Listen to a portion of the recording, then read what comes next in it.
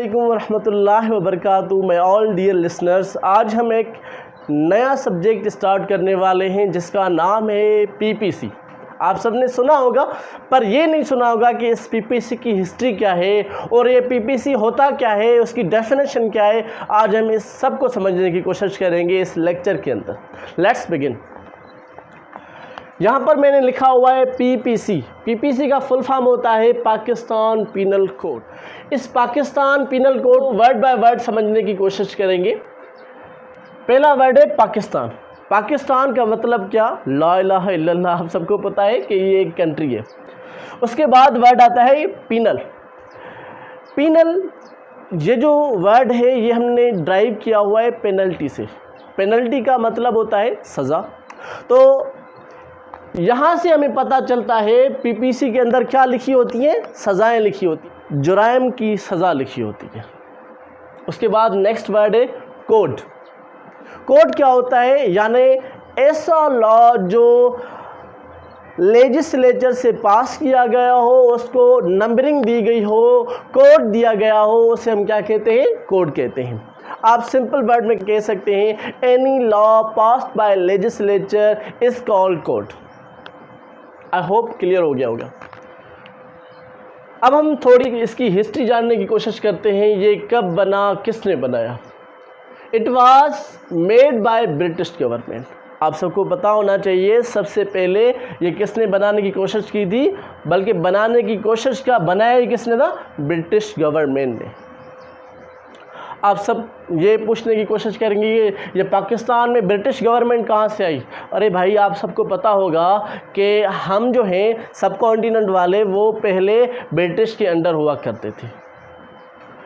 उसके बाद it was drafted by first law commission of lords. एक फर्स्ट लॉ कमीशन बनाई गई थी। उस फर्स्ट लॉ कमीशन ने इस पाकिस्तान पीनल कोड को, यानी इसको हम पीनल कोड ही कह सकते हैं फ़िलहाल, तो इसको किसने ड्राफ्ट किया था? फर्स्ट लॉ कमीशन ने पहली बार। उसके अंदर कौन कौन थे? एक का नाम था मकाउली, जो इस कमीशन का प्रेसिडेंट था। दूसरा था मैकलियोड, एंडरसन, मिलेट। ये सारे जो थे वो इस कमीशन के कमिश्नर्स थे।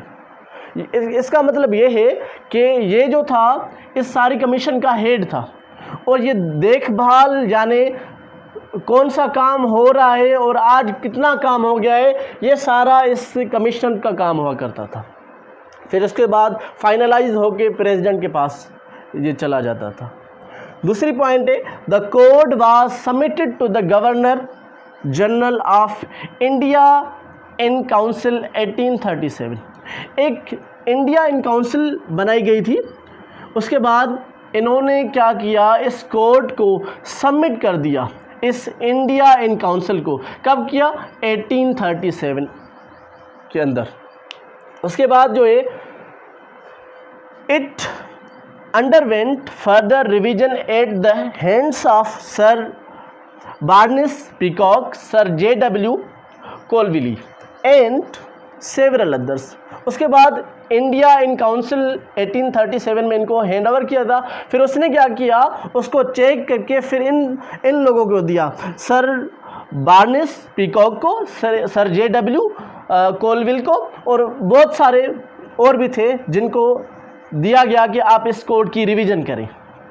फिर इन्होंने जो है रिवीजन कर ली इस कोड की।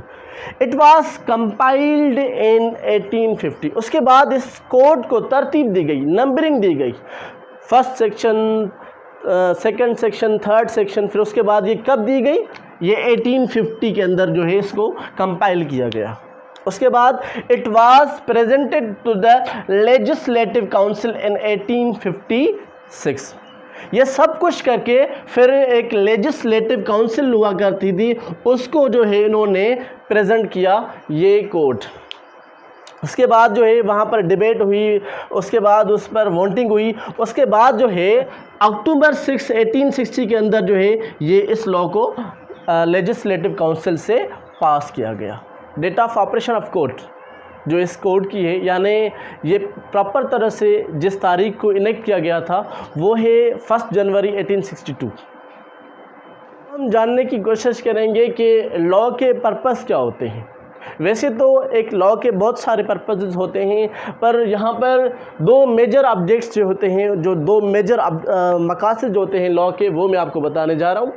एक जो होता है लॉ का जो सबसे बड़ा मकसद होता है प्रोटेक्शन ऑफ ह्यूमन बींग्स, यानी लोगों का तहफ़्फ़ुज़ करना, जैसे लोगों की ज़िंदगी का तहफ़्फ़ुज़ करना, लोगों की इज़्ज़त का तहफ़्फ़ुज़ करना, लोगों की प्रॉपर्टी का तहफ़्फ़ुज़ करना, ये सारा जो होता है लॉ का ऑब्जेक्ट होता है, मकसद होता है। दूसरा जो होता है वो होता है to fulfil the promises of the people, यानी लोगों के जो प्रोमिसेस होते हैं उसको पूरा करना भी लॉ का काम होता है। जैसे दो पार्टियों ने एग्रीमेंट किया हुआ है, एक पार्टी जो है एग्रीमेंट को पूरा नहीं कर रही, तो अब लॉ का काम है कि उस दूसरी पार्टी को जो लॉ को एग्रीमेंट को पूरा नहीं कर रही उसको पाबंद करें कि वो एग्रीमेंट को पूरा करें। तो ये भी बड़ा एक मकसद होता है लॉ का। अब आते हैं थोड़ी लॉ की क्लासिफिकेशन पे कि लॉ के क्लासिफिकेशन कैसे होती है। दरअसल में आपको पता है कि लॉ की क्लासिफिकेशन, आपको ये भी पता होगा कि फ़िज़िकल लॉज होते हैं, कुछ लॉज जो होते हैं वो फ़िज़िकल लॉज होते हैं जिनको हम साइंटिफिक लॉज भी कहते हैं। आपको पता है first law of Newton, second law of Newton, third law of Newton, ये सारे क्या हैं, साइंटिफिक लॉज होते हैं। उसके अलावा दूसरा जो होता है वो होते हैं नेचुरल लॉज, यानी जिनको हम मोरल लॉज भी कहते हैं, यानी ऐसे लॉज जो हमारे अखलाकियात पे डिपेंड हो। यानी किसी को हम दिल में गाली दे रहे हैं तो भाई इस पर कोई लॉ नहीं है, बस ये है कि उस पर एक मोरल अखलाकियात के हिसाब से उसको नहीं देनी चाहिए, हम ये कह सकते हैं। नेचुरल लॉज जो होते हैं उनको हम मोरल लॉज भी कहते हैं। दूसरे होते हैं पॉजिटिव लॉज, जो मैन मेड लॉज होते हैं, यानी ऐसे कानून जो लोग बनाते हैं उसको हम क्या कहते हैं, पॉजिटिव लॉज कहते हैं। यानी ऐसे कानून जो लोग सोसाइटी के लिए बनाए, पार्लियामेंट के अंदर बैठ के, लेजिस्लेचर के अंदर बैठ के बनाए, तो उसको हम क्या कहते हैं, पॉजिटिव लॉज कहते हैं। पॉजिटिव लॉज के 3 इंग्रेडिएंट्स होते हैं। एक तो ये जनरल होते हैं। जनरल का मतलब ये है कि यानी ये सारे मुल्क के लोगों पर जो है इनेक्ट किए जाते हैं, लोगों पर जो है वो लगाए जाते हैं।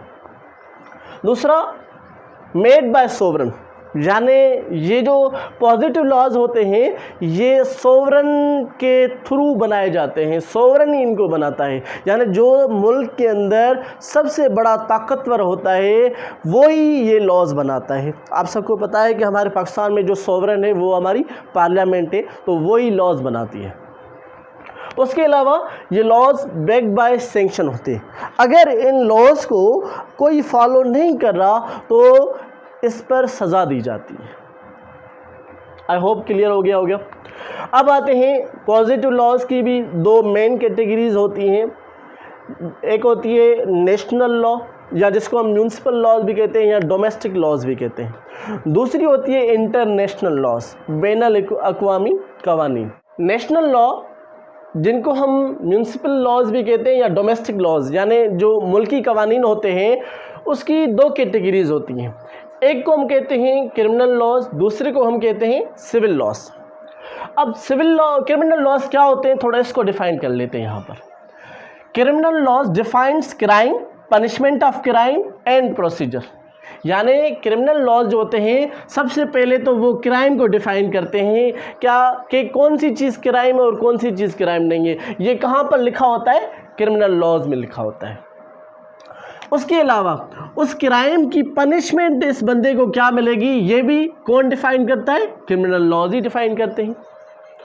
और इसको सज़ा देने का प्रोसीजर क्या होगा, तरीक़ेकार क्या होगा, ये भी कहाँ लिखा होता है, क्रिमिनल लॉज में ही लिखा होता है। तो ये कैसे लिखा होता है, इस सबको समझने की कोशिश करते हैं। क्रिमिनल लॉज को अगेन फर्दर 2 कैटेगरीज में डिवाइड किया गया है।